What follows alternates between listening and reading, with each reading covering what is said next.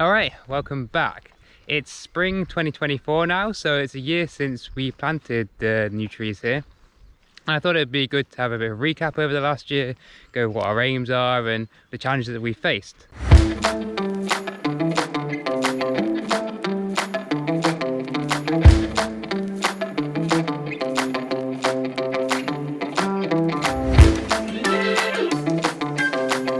So firstly, we planted this land 12 months ago. We planted a mixture of broadleaves and conifers, and ultimately our aim is to produce timber from the trees we plant here, but also for it to be high in biodiversity and look good in the landscape. So we're going to be managing the forest through a method called continuous cover forestry. This is where you always have a place that feels like a forest, but you're still taking out timber on a regular basis, just by removing a small amount of trees at a time. But of course this is many years away yet, and really initially we're just trying to get the forest established, because really there's a lot of challenges in terms of animals and plants which the young trees have to compete against to really get going and to get established.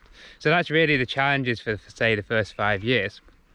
And in the first year we've had problems with grasses and bracken and voles and hares, which we've had to kind of try and control or replace trees that have died because of the impact that they've had.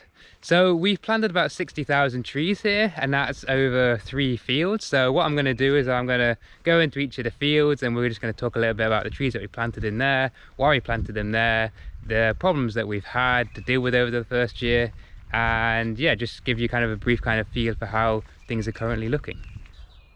Okay, so I'm in the bottom field here. We call this the Quarry Field because in these trees just behind me here, there's a quarry right in the middle of the field, hence the name.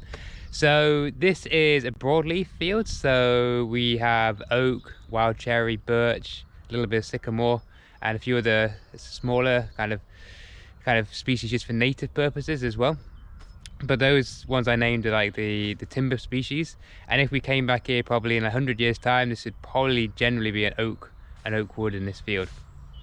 Anyway, that's kind of the plan, and we've gone for that because of the type of soils we've got, and also that it's fairly sheltered. So growing high quality broadleaves is slightly more challenging generally than conifers, so having a better site like this in this field is kind of the perfect place for them.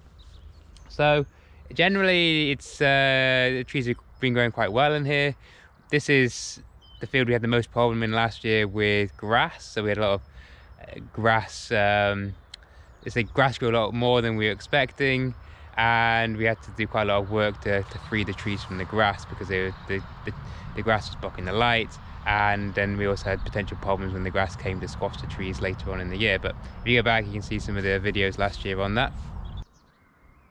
All right, this is the top field, and this is where most of the trees have been planted. We've got a mixture of broadleaf and conifer again, and on these lower slopes we've generally got more broadleaf. So here we've got some birch here, we've got some cherry here, and there's also oak in here, which I don't think yet the leaves are on.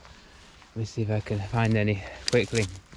But anyway, this is where we've had bracken issues here. So this is one of the more recent videos, is where we've come in and put these larger canes in, which will help us find the trees when the bracken grows, because we need to cut the bracken around the trees to allow enough light in for the new trees to grow.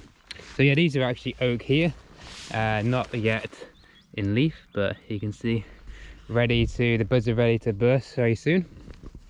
And if what I'll do is I'll head up to these sycamores up here, so just beyond these sycamores, then we get into actually a much larger part of the field, and we can have a quick look around up there. All right, so I've come up beyond the sycamores, and this is like the main kind of expanse, you could say, of this field. This is probably where half the trees are in this top part here.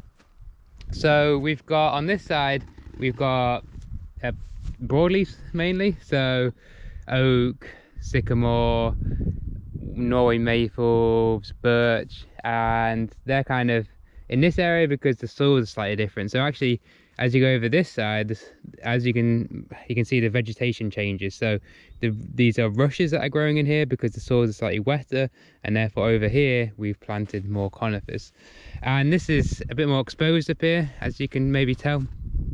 So the wind blows a bit more, so that's limited our choice to what conifers and broadleaves we've been able to plant. But generally things have gone all right up here. I think it's not somewhere we had to spend too much time last year. We kind of let things get on with themselves.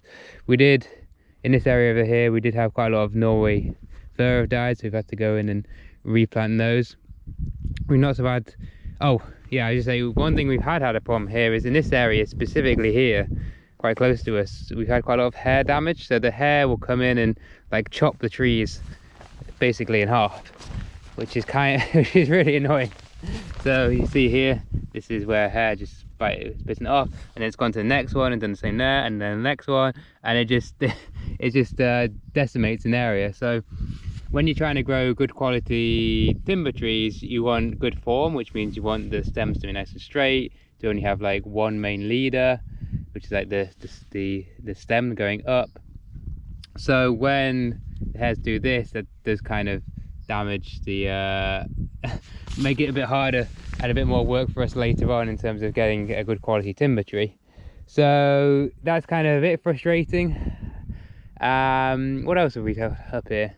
So there's been a tiny bit of vole damage over there, but not really that bad. And here, all the broadleaves we put vole guards on, but over there, we didn't have any on the conifers.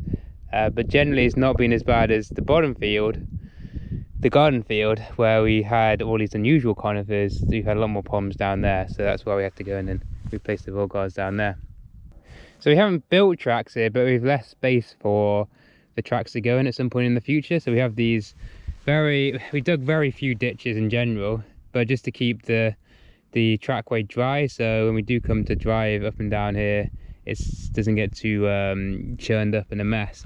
And also you want to do this work earlier, so if we came back here later when the trees are, I don't know, 10-15 years old, there's obviously going to be a lot more roots down here, so doing this earlier definitely helps from that perspective.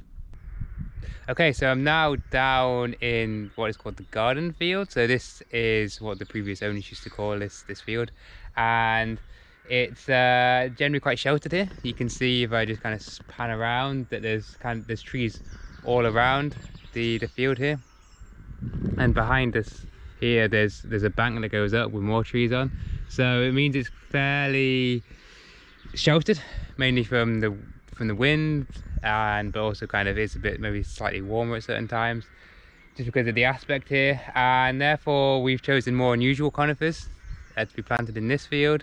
So we've gone for western cedar, coastal redwood, Douglas fir, trees that would probably struggle higher up in the exposure, but here they should hopefully be all right, and they seem to be starting to grow pretty well down here. We have got a few broadleaves in here as well, just to kind of break up the conifer kind of aspect block to it, just kind of get a bit more variety and biodiversity. Generally, so last year it seemed to go fairly well. Last year we did have quite a lot of grass growing in here last year, but the trees are generally taller when we planted them, so we didn't have so much problem with that. The Douglas fir were a bit small, but it seems to have been all right.